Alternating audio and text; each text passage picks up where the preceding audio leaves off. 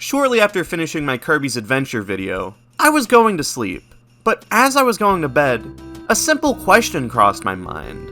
What is the most common copy ability in Kirby's Adventure? It's a simple question, sure, but one which piqued my curiosity, and after googling it, I discovered that no one has tried to figure this out before. So, I resolved to figure this out myself the next morning. This happened a month ago, and here I am now, finally deciding to dedicate the time to researching it. But before we get to answering the question, there are a few ground rules I need to establish. First, for the sake of this video, Mix just does not exist. As much as I'd love to sit down for 2 hours and average which copy ability I come across the most frequently, I have other videos I want to make instead, so Mix is out of the mix. Secondly, copy abilities that appear during boss fights are also disqualified, due to the fact that they're infinitely replenishing most of the time. So no inflated totals will be given to Mike, Hammer, Sword, or High Jump. With all of this in mind, the copy abilities are being pulled exclusively from the numbered levels in-game. No cut or unused content applies, since those are things that players wouldn't encounter under normal circumstances. Before I start, go ahead and make your own prediction as to what the most common ability is. From the moment I asked this question, I was guessing that it's Sword. Sword is the ability that I remember using the most during my most recent playthrough, and 2 enemies give the player the ability. I believe it appears within the most levels too, so I would be shocked if anything topples it. Anyways, with that out of the way, let's get to figuring out what the most common copy ability is in Kirby's Adventure. So I did an entire replay of the game and kept count of how often it was possible to get each copy ability. And I can assure you that it was boring as fuck. It was genuinely the most miserable gaming experience I have ever had. Beyond playing Beetlejuice on the NES, I think that is the worst game I've ever played.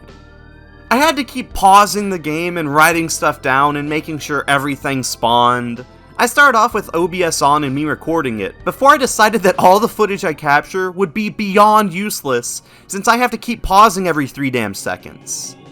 But these are the things that I'm willing to do in the pursuit of academic research. Anyways, from the lowest ranking ability to the highest, we have Backdrop, Throw, and Mike, all appearing a measly 4 times, followed by Light and Hammer that appear a total of 5 times. Then Tornado, which appears 6 times, followed by yet another 3-way tie, with Ball, Freeze, and Needle all appearing 12 times. UFO appears 13 times surprisingly, which places it just below Ice, which appears a total of 14 times. High Jump places in 12th, appearing a total of 18 times, barely being edged out by Sleep, which appears 19 times. Stone barely cements itself in the top 10, appearing a total of 20 times, being one-upped by Laser, which appears 21 times. Then we have a huge leap forward with Crash, which appears 27 times, followed by Cutter, which appears a shockingly small amount at 29 appearances.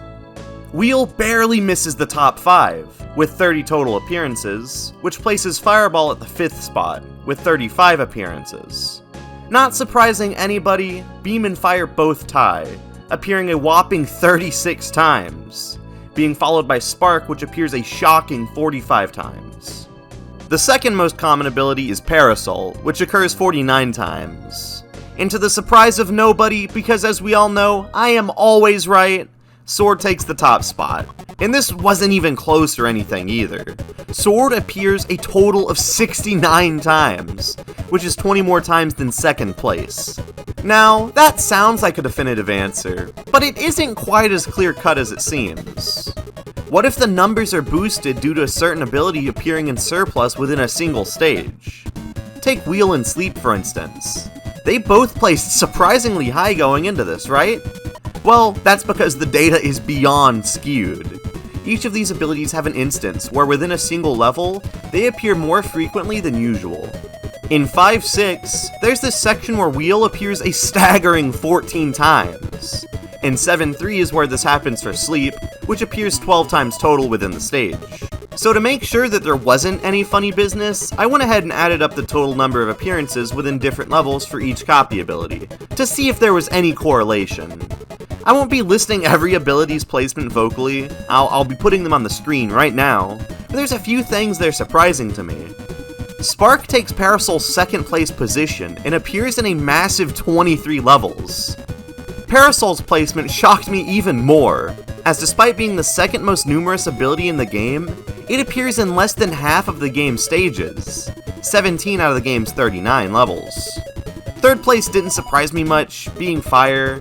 Fire was another one where I was considering as one of the top contenders, but with it and Fireball being split into two separate abilities in the game, it reduces both of their total level appearances.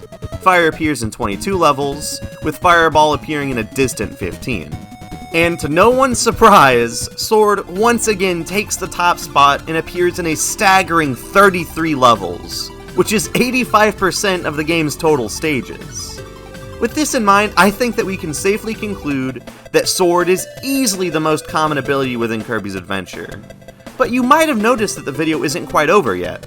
Well, with all of this data in hand, I decided to determine a few more questions I had.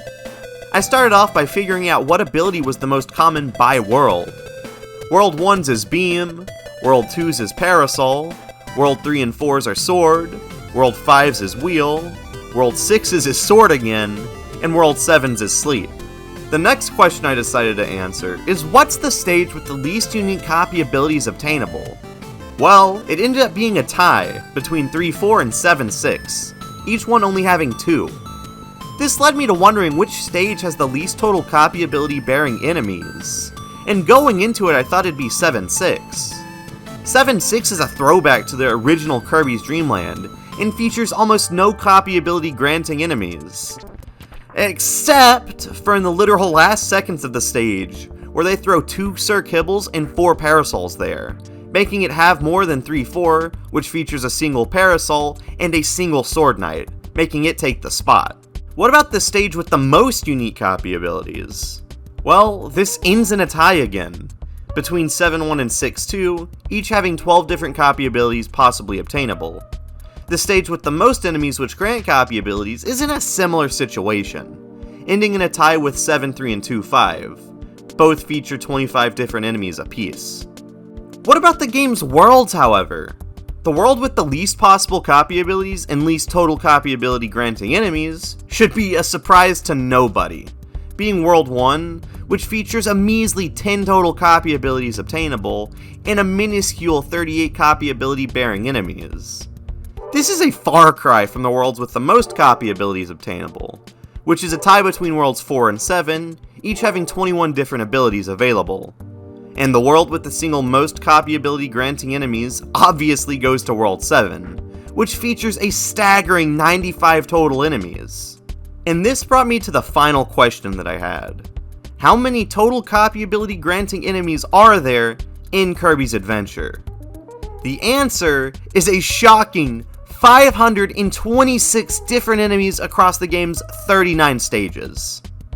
And with that, I hope you all enjoyed going on this little journey with me. I have a few more of these smaller videos scheduled to come out in the coming weeks while I work on my next big video, so if you're a returning viewer, I hope you'll stay tuned for those.